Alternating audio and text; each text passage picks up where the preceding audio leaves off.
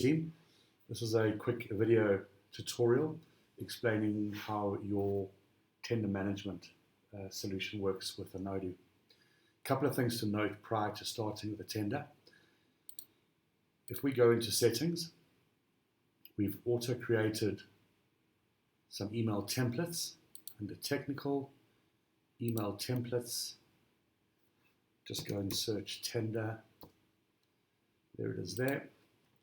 This tender, this email template here is linked directly to the tender, and this is the email that goes through to the vendor once you have created the tender. Okay, so everything here can be edited and recreated with the exception of wherever you see objects. These objects are linked directly into Odoo, so don't touch these sort of things. But the wording everywhere else you can recreate and put your email signatures in as well. The other thing to note is before you create a tender, ensure that first of all the vendors are loaded, and the important thing under the vendors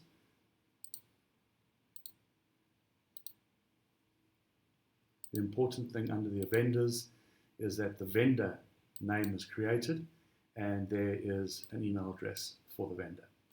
All right.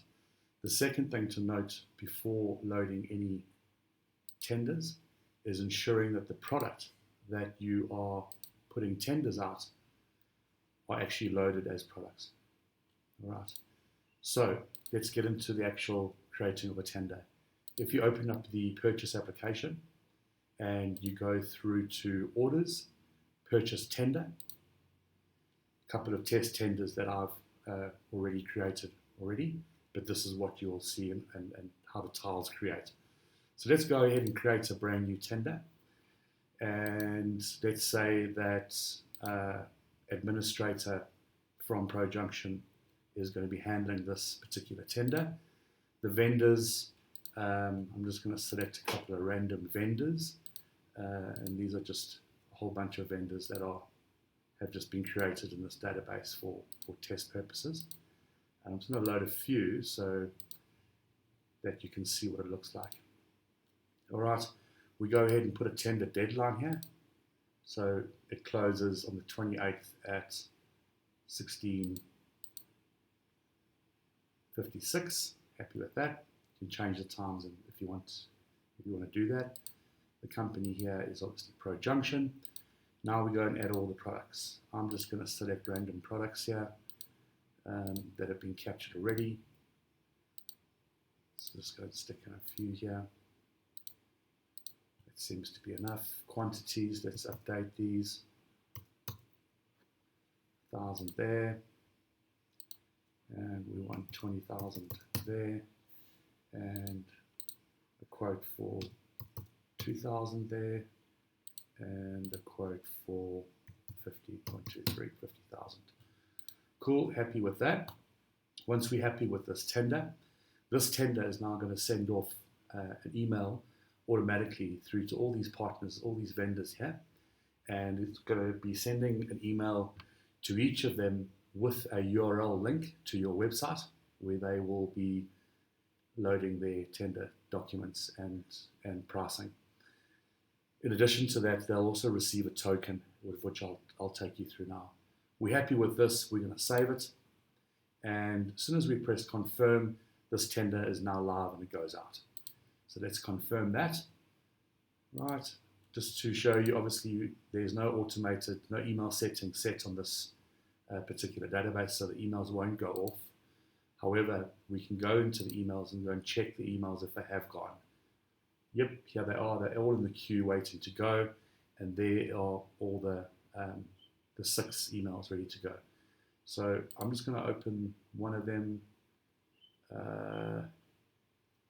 Okay, so it's Nilesh at this particular one. We're going to respond as this vendor. So it's nilesh@gmail.com. There's my token. There's the email that's gone off.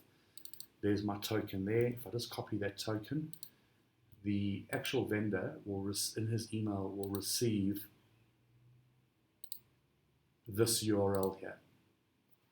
So he'll select the URL, he'll open up into this page, he'll go here, token, he'll dump his token there, and he'll need to put in his email address here, and it was nalesh@gmail.com, and he is going to log in. All right, he goes through to tenders here, and there's the tender that we have just created. So if we open that tender, there's it. There's the tender that he needs to open. I didn't attach any documents to this tender, but if we had attached the documents in the tender, they would have come through here as well, and all your relative attached documents would be listed here for him to open, if there was anything else that he needed to open and comply.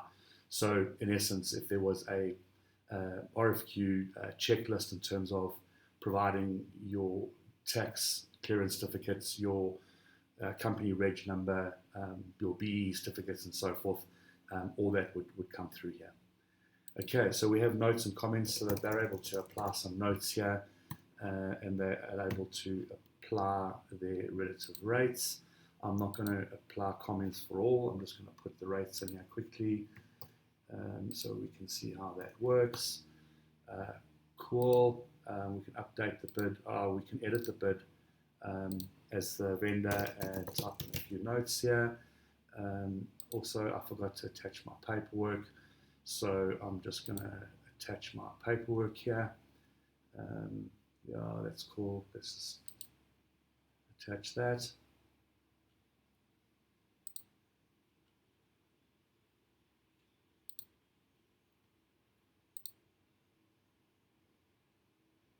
Okay, is it attached? Yeah, cool. Let's just send that. All right, now I'm going to go log back in as ProJunction, and I want to check the progress of my tenders. So again, if we go into purchases, we go back here to purchase tenders. We're going to, there it is there. This is the tender that we had sent out. There are all the vendors that we can see that we sent it to, and we can see there's 6 bids here, waiting for 6 bids linked to 6 different vendors. We go back into the dashboard.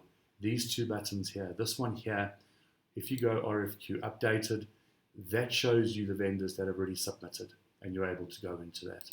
This one here, not updated, you can check the vendors that haven't yet submitted. And here we are, the 5 that haven't. And if we go and check the ones that have submitted, there they are there. Let's open that one up. Okay, there's the attachment that you can download. There you can see the notes that we started typing, absolute jargon. Now, the great functionality here is once you've got all the tenders in, you can now actually go and select very specific product that you're happy with in terms of pricing by vendor. So you can say, right, I'm happy with these 2 prices on this vendor, and I'm not happy with the other 2. And these other 2 products I want to take and give it to a different vendor. Okay, so once I've done that, I've said, yes, I want that one and that one. That one there's too expensive, and that there's also too expensive. I'm happy with this from this vendor, Nalesh. I'm then going to confirm this. And what that now does is it goes and creates a purchase order to Nalesh for these 2 specific products. And to confirm that, we go back to the actual tender, and we open the actual tender. And now we can see there are the 6 bids for these 6 vendors for these 4 products. You can notice already that we've already created a purchase order and sent it to a vendor. Let's go and have a look at who we've done that to. There we go, Nalesh. We asked Nalesh that we would be happy with 2 products. They're the 2 products that we're happy with at his unit price. There it is at 105,000 Rand. Now it's waiting to be received in your warehouse at ProJunction. Now to go confirm that, to see Nalesh and your vendors can monitor how their tender's going by using their same token number again and putting in their email address, opening it up, and they can now go to purchase orders and go, hey, cool, we won something here. Oh, awesome, we won these 2. We didn't get the other 2 products, but here's the first purchase order. They can print and get cracking on picking and getting that shipped off to you. Guys, and that is your tender management solution that has been developed for you and is sitting in your staging database. Thanks, guys. Cheers, bye.